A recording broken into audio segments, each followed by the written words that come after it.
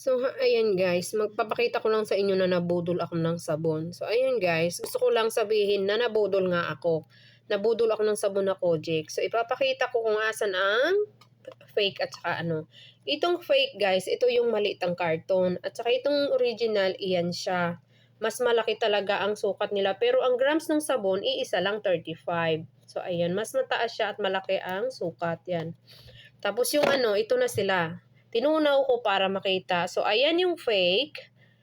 This is the original. Napa-English tuloy ang lola nyo. Ayan.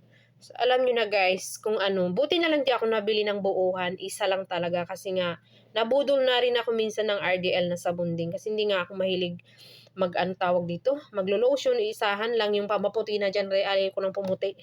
Wala nang maano sa itsura kung di maputi na lang. Ganun talaga ang kulay kahit pag uwi mo ng Pinas. Babalik at babalik ang tunay mong kulay. So, isahan na lang yung aking routine sa mga sabon. Ayan. Fake versus original yan guys. Tandaan nyo ang kulay ng fake. Ito siya. Yung original, yung orange masyado. Ayan.